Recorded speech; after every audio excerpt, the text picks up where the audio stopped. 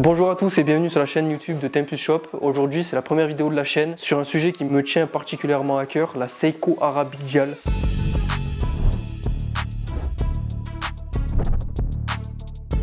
Si vous me suivez, vous en avez déjà entendu parler, notamment sur Twitter. C'est un des modèles qui m'a fait connaître un peu dans le monde de l'horlogerie parce que j'étais un des premiers à l'avoir disponible à la vente à grande échelle. Ce qui fait que c'est un modèle qui me tient particulièrement à cœur parce que déjà je l'adore, je la porte régulièrement. J'ai plusieurs références, j'ai celle-ci, j'ai la Rhodium et j'ai la verte. Donc sur les 6 références qui existent, j'en ai 3. On va parler aujourd'hui de ce modèle, je vais vous le présenter.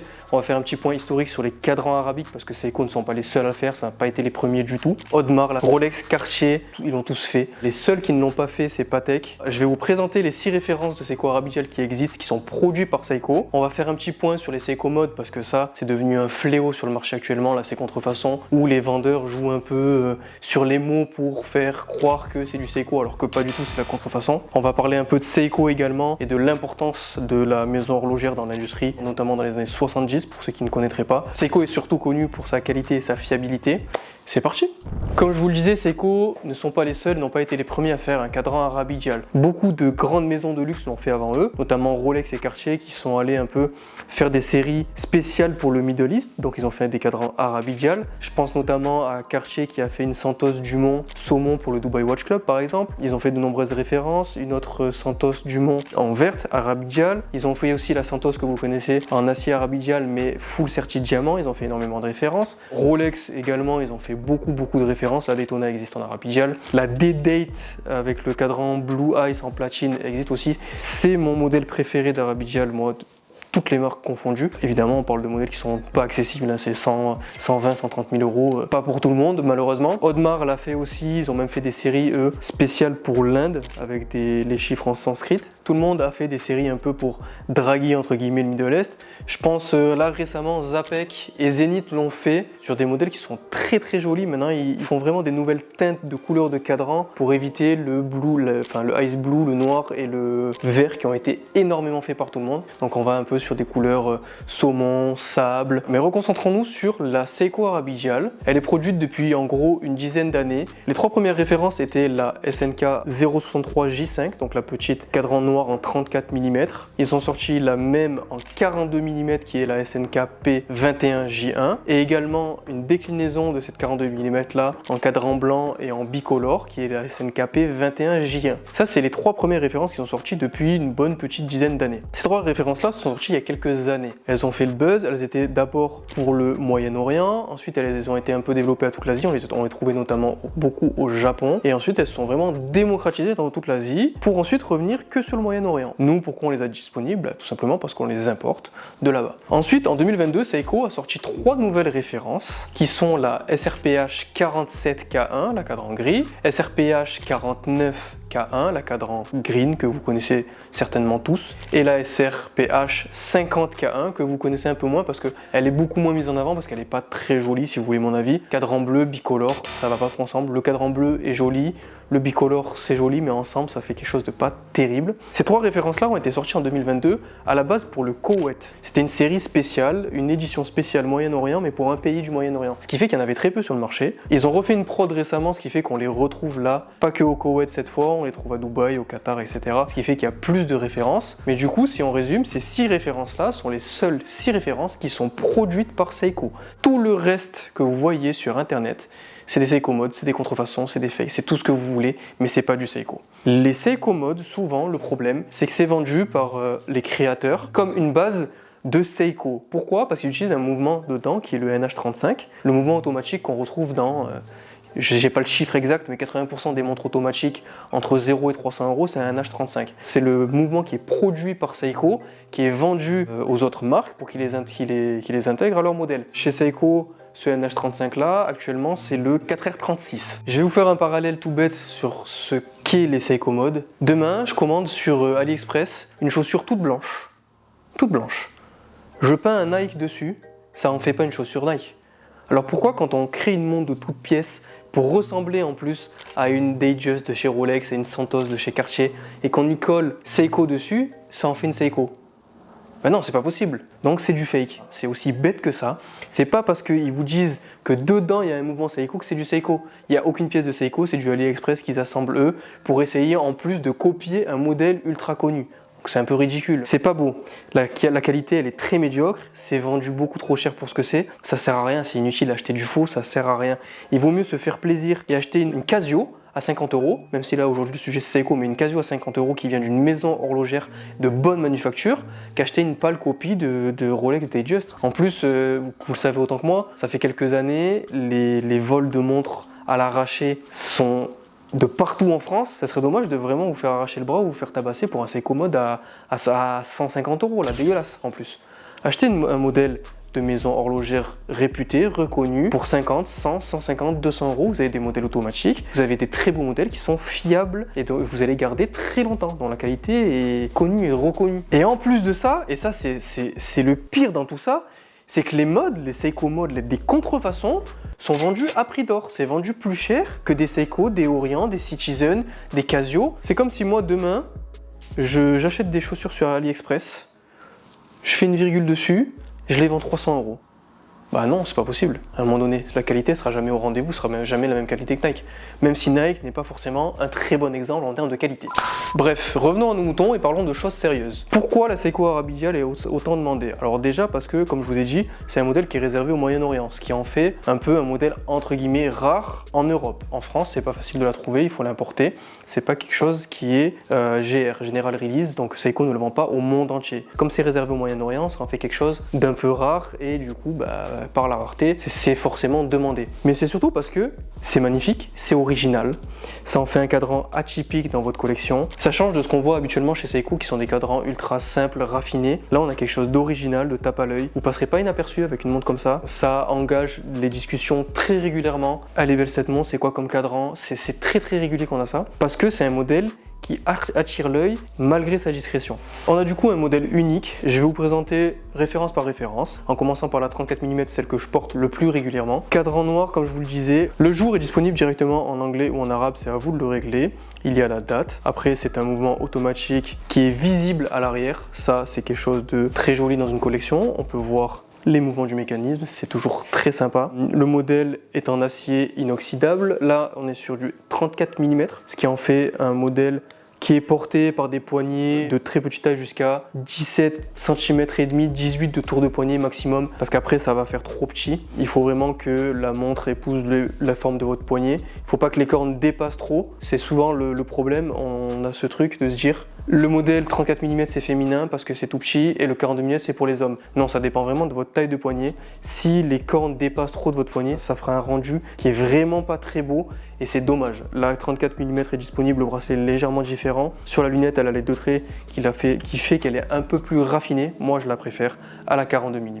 On a un mouvement du coup dedans qui est automatique, sans remontage manuel. C'est un 7S26. Sur les références, donc sur celle que je vous disais, la SNK 063J5, la SNKP 21J1 et la SNKP 22J1. Ces trois modèles-là ont un 7S26 remontage automatique, donc avec le mouvement de votre poignet, sans possibilité de remontage manuel. Chose qui évolue sur les références dont je vous ai parlé tout à l'heure, les SRPH 47, 49 ou 50. Dedans, vous avez un 4h36 qui bénéficie du stop seconde, ce qui fait que vous pouvez régler l'heure à la seconde près, et qui bénéficie du remontage manuel. Donc au moins, vous avez le remontage manuel, c'est une évolution, c'est un plus. Bon, c'est le strict minimum à l'heure actuelle, oui. Mais en plus de ça, pourquoi ces modèles sont plus onéreux? Ils sont plus rares, comme je vous l'ai dit. Ils sont en 40 mm, le boîtier a été changé et le bracelet a été changé. Vous avez les bracelets, c'est les bracelets de Seiko 5 qui sont actuellement de largement meilleure qualité. Avant, vous aviez une boucle déployante simple. Maintenant, vous avez une boucle déployante avec fermoir de sécurité. Plus la qualité du bracelet est vraiment au rendez-vous, ce qui en fait des modèles un peu plus onéreux. En plus, si vous voulez mon avis, la rhodium et la verte sont des pépites esthétiques. Tout est parfait, les proportions sont parfaites, les couleurs sont parfaitement ajustées. Ce mélange vert avec les index couleur or rose, c'est extraordinaire. Et la rhodium, n'en parlons pas, c'est discret. Les reflets sur ce gris là un peu ardoise, comme sur la Datejust ardoise de chez Rolex par exemple, c'est absolument splendide. Du coup là, vous allez me poser une question, Seiko, ça vaut vraiment le coup ou pas? Alors je vais vous répondre directement, oui. Seiko, c'est une maison horlogère japonaise qui existe depuis plus de 100 ans, qui a révolutionné, qui a mis à genoux l'industrie horlogère suisse dans les années 70 durant la crise du quartz, parce qu'ils ont inventé la première montre à pile.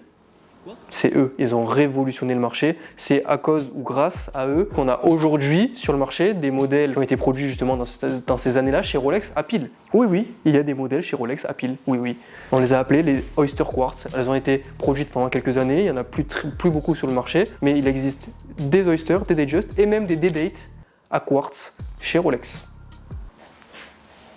Quand même, ça, il faut respecter Seiko pour ça. Seiko est donc une maison horlogère ultra fiable. Vous en trouvez de partout. Ils vendent à l'international des millions de montres chaque année. Leur mouvement, notamment le 7S26, est connu, vous avez justement dans les Arabicales, est connu pour sa robustesse et sa durabilité. Et ça, c'est incroyable.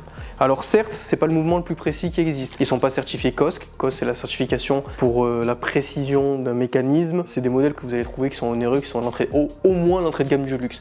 Là, vous pouvez avoir un écart de moins 45 à plus 45 secondes par jour. C'est normal, c'est sûr que ce sera jamais autant précis que du quartz, c'est évident. Le modèle étant très peu cher, parce qu'on n'a pas encore parlé du prix, on va en parler. Le modèle étant très peu cher parce qu'on le trouve à moins de 200 €, c'est pas le mouvement le plus précis qui soit, c'est tout à fait normal. Du coup, parlons maintenant un peu du prix et de quel modèle choisir entre ces 6 là. Les 3 premiers modèles que je vous disais, donc la 34 mm, la 42 en noir et la 42 en blanc et or, sont moins chers que les nouvelles références. On les trouve entre 160 et 250 €, ça dépend où. Actuellement, la Seiko Arabicale 34 mm est à 190 € sur notre site et la 42 mm en noir est à 210 €. La SNKP 22J1 est devenue malheureusement à l'achat trop chère. Je devrais la vendre et vous la mettre à disposition à 300-350 €. Le rapport qualité-prix n'est plus au rendez-vous, donc je préfère ne plus la proposer que la proposer trop chère. Elle se trouve par contre d'occasion, vous en trouvez pas mal sur Vinted. Attention toujours aux contrefaçons, donc demandez bien des photos, les papiers et la carte de garantie. Toujours demandez bien ça. Et sur les modèles, du coup, les SRPH, la verte est énormément demandée parce qu'elle est absolument magnifique. Elle a un buzz monstrueux, ce qui fait qu'on la trouve aujourd'hui aux alentours de 700 €. Elle est disponible sur notre site à 680 € en promotion actuellement. La Rhodium est disponible à 550 €, elle. Elle est un peu moins demandée, donc un peu moins chère à l'achat parce que ce ne sont pas des prix fixes. Et la SRPH 50, alors ça vous trouvez un peu tous les prix à partir de 350 € jusqu'à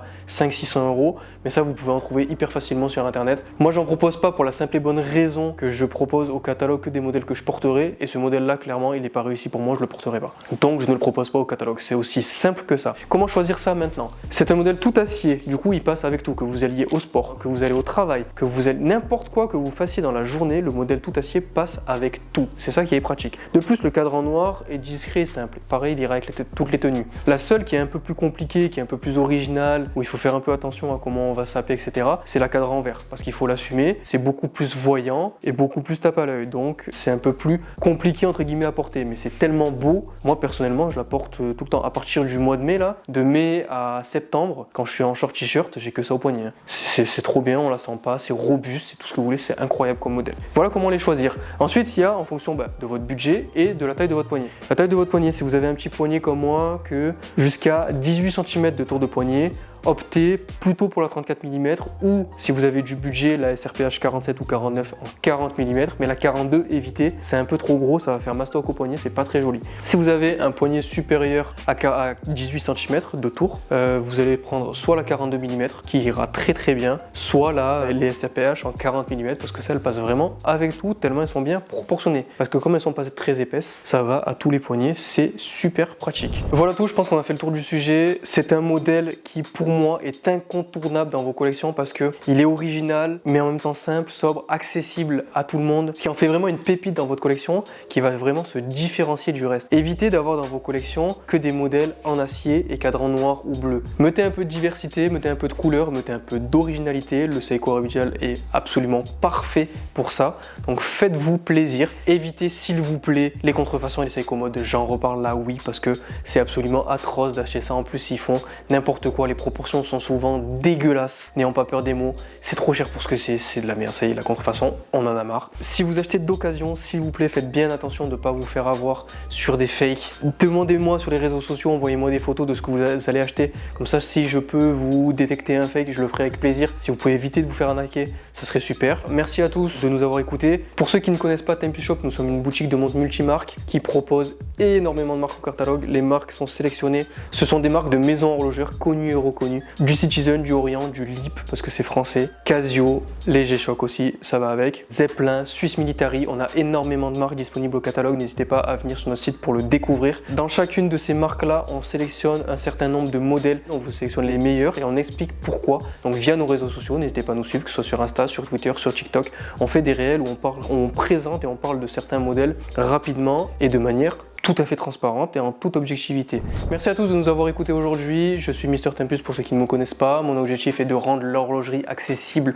au plus grand nombre, que ce soit des références qui soient disponibles dans notre shop ou par la connaissance et la présentation de modèles que vous ne connaissez certainement pas tous. Et en plus de ça, vous bénéficiez de moins 10% sur tout le site en permanence, hors produits déjà en promo évidemment. Hein. Je vous vois les rats avec le code Mister Tempus sur notre site Tempus Shop. Le lien est dans la description.